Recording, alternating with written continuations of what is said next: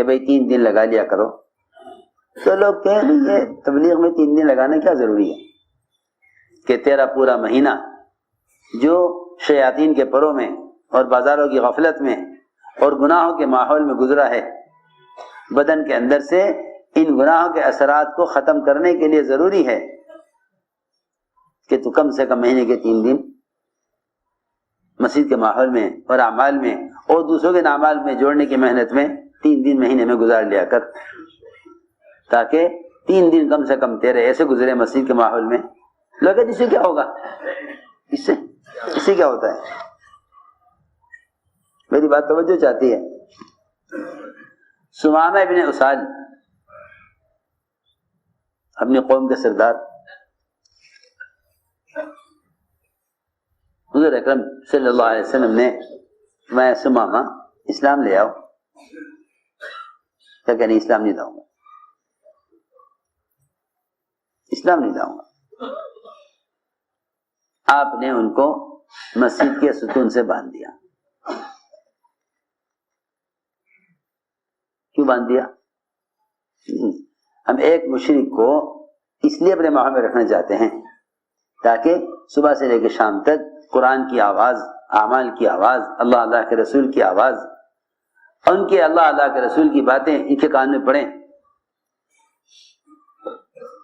تاکہ اس کا دل اسلام کو قبول کرنے کے قابل ہو جائے۔ آپ دیکھتے ہیں بعض مرتبہ اسپتالوں میں ایسی دوائیں دی جاتی ہیں جس سے بدن غذا کے قبول کرنے اور دوا کے قبول کرنے کے قابل ہو جائے۔ یہ بھی تو بدن کوئی چیز قبول کر ہی نہیں رہا ہے۔ ہم انہیں ایسی دوائیں دیں گے جس سے ان کا بدن غذا کو قبول کرنے کے قابل ہو، اتنی قوت آوے بدن میں جس سے بدن کا نظام ٹھیک چلے۔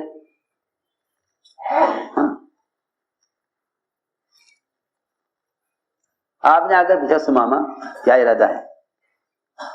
ایک دن پورا گزر گیا مسجد میں، کیا اب کیا ارادہ ہے؟ کہ نہیں میں اسلام قبول نہیں کروں گا، آپ مجھے قتل کر دیں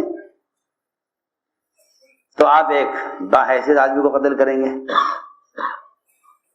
اور اگر آپ مال چاہتے ہیں تو میں آپ کو مال دے دیتا ہوں۔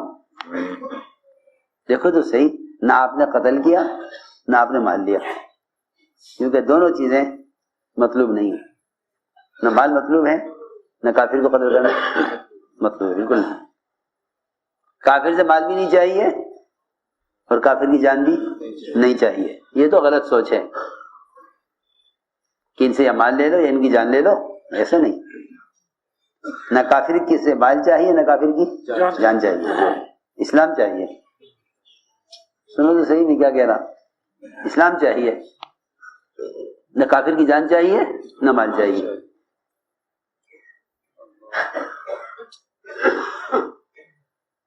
اس زمانے میں غیر اسلام کسی نے نہیں سمجھے کہ مسلمان کا ارادہ غیروں کے ساتھ صحابہ کے ارادے سے مختلف ہو گیا۔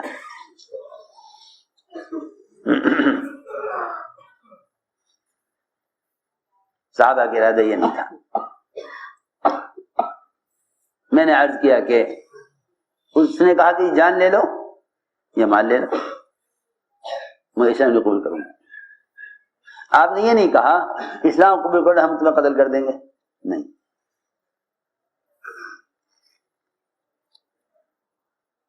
ایک دن اور گزر گیا، پھر آگے پوچھا ثمامہ آپ کیا ارادہ ہے؟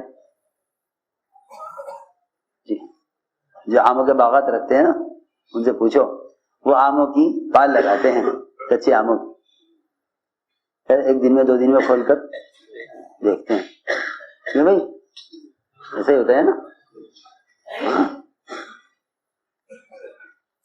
تو کہتے ہیں نہیں ابھی آم پکا نہیں ہے، ابھی 1 دن اور بند کرو۔ جی ہاں، آپ روزانہ آ کر حال معلوم کرتے، صبح میں ایک ہی جواب دیتے کہ قتل کر دو یا مال لے کے چھوڑ دو۔ میں کہ نہیں ابھی رہنے دو، ابھی اور رکھو مال۔ 3 دن پورے ہو گئے مسجد میں، فرمایا کہ اب ثمامہ کو کھول دو۔ 3 دن پورے ہو گئے، 3 دن پورے ہو گئے مسجد کے ماحول میں، اب کھول دو اس کو۔ وہاں سے کھلے، باہر نکلے، غسل کیا، پاک کپڑے پہنے، واپس مسجد میں آئے اور آ کر کلمہ شہادت پڑھ کر اسلام میں داخل ہو گئے۔ میں نے عرض کیا کہ 72 گھنٹے 3 دن ایک ضدی کافر مشرک جو اسلام سے انکار کر رہا، قتل ہونے کو تیار، مال دینے کو تیار، اگر اس ماحول سے اس کا دل اسلام کو قبول کر سکتا ہے، جس کے مسلمان جس کے دل ایمان کی رمق ہے، آیا مسجد میں آ کر دیندار، امانت دار اور فرائض پر عمل کرنے والا نہیں بن سکتا؟ ہم نے عرض کیا کہ یہ ہے آپ کا طریقہ تربیت۔ تو آپ نے عبد الثقیف کو مسجد میں رکھا، فرمایا اعمال مسجد میں یہ خاصیت ہے کہ اعمال مسجد ان کے دلوں کو اسلام کے لیے نرم کر دیں گے۔ انہیں کہ صحیح حدیث میں ہے کہ اللہ کے گھروں میں سے کسی گھر میں جمع ہو کر جو لوگ اللہ تعالیٰ کے تذکرے کرتے ہیں، فرشتے اپنے پروں سے آسمان دیکھ ان کو گھیر لیتے ہیں، اللہ ان سے بہتر مخلوق میں ان کا ذکر فرماتے ہیں،